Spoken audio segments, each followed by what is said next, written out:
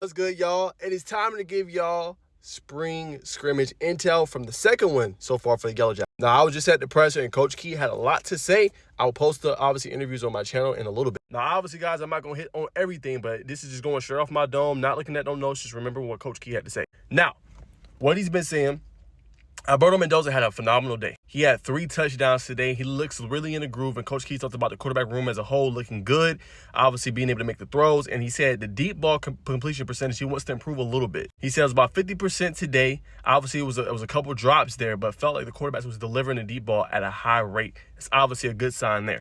Number 2, he mentioned Gavin Harris. Now, he's been a standout all spring long, and he's continuing to separate himself among, pretty much the tight end room. Now, several good tight ends we'll talk about here in a second, but he had 2 receiving touchdowns today. Jordan Allen also had a pretty good day as well for Georgia Tech doing his thing. He had a receiving touchdown today for the Yellow Jackets. He didn't really mention too much about the running backs, but we know the room is pretty good, so we will leave it at that, at what it is. We talked about that all spring, but nothing to really worry about with the running backs. Tight end-wise, obviously, Spencer Murmer's been dealing with a little bit of an injury. He's been working his way back. He said he's not going to push him too much because, obviously, like he says, one more week of spring, so he's going to try to get him ready for the summer, which is obviously smart.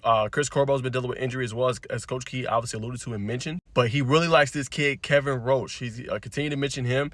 Basically just says, man, dude's massive. He can block, he can catch, and say he's pretty much the complete package, the total package at the tight end position. That's what Coach Key had to basically say about Kevin Roach. So he's been doing his thing. He also liked what he's seen from Joseph Ionata as another standout, obviously, player for them on the offensive line. It feels like it's gelling and doing his thing right now. All right, now defensively, this name keeps coming up, and I keep telling y'all it's going to be a tone setter for them. Taufik Thomas, he got mentioned again today in terms of the spring, like what he was able to do, and obviously the scrimmage. And then Noah Carter was one he mentioned, and Tim Griffin was several names. But he also went out of his way, Coach Key did, to mention Christian Speakman. Now, as a true freshman from Morrow, he continues to play well and is continuing to stand out, and I think he will get a lot of playing time this year. He basically said he's somebody that plays beyond his years.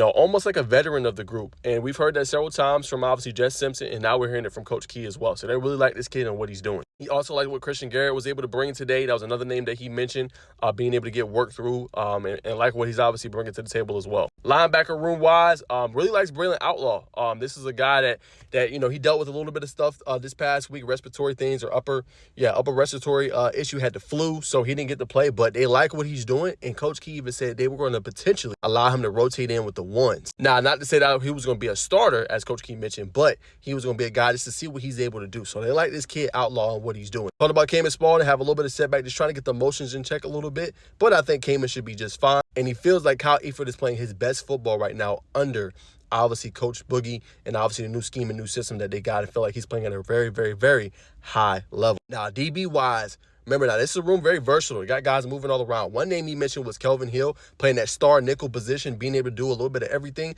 Like what he's doing. Tate Harris is a name as well. He's rotating over there, playing multiple positions along with Kelvin Hill. So the versatility, like I said, is one that stands out to me. And then he has said Jalen Mbakwe was obviously making plays today.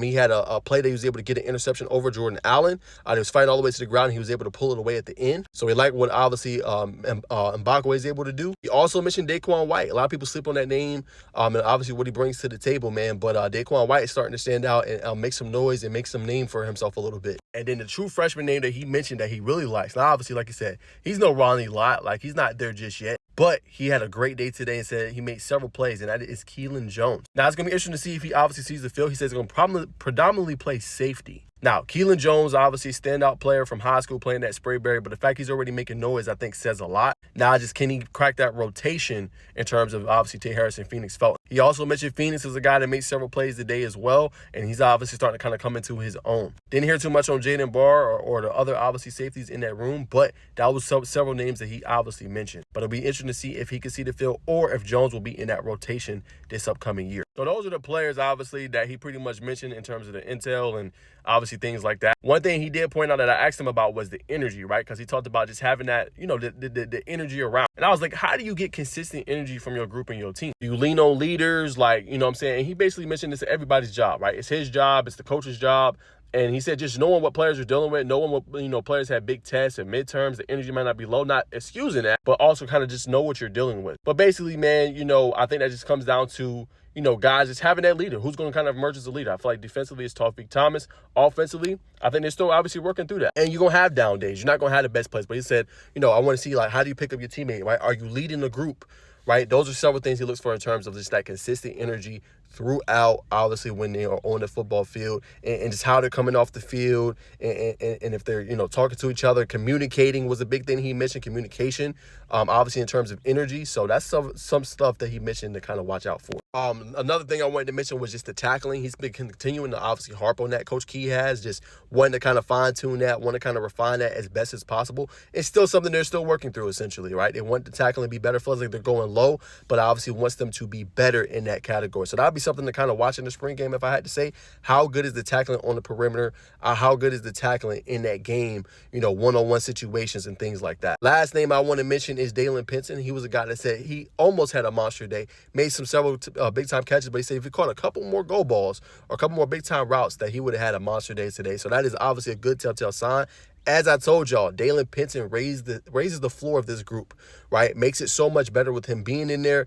Him obviously getting those reps with obviously Furman being out, several other obviously wide receivers. He's getting a lot of that play now, a lot of those reps. So for Pinson, he's taking full advantage, man. And the more catches they get, the more comfortable he gets, the better this group will be. But there y'all have it, man. That is pretty much the spring intel off my dome, as I've done a 6-minute video. So try to remember as much as possible. There is a little bit more meat on that bone on a couple more things that obviously I'll have typed out or have obviously out on the channel when I post the interviews. But that's what I can obviously remember. And that's what stands out in Georgia Tech spring scrimmage number 2.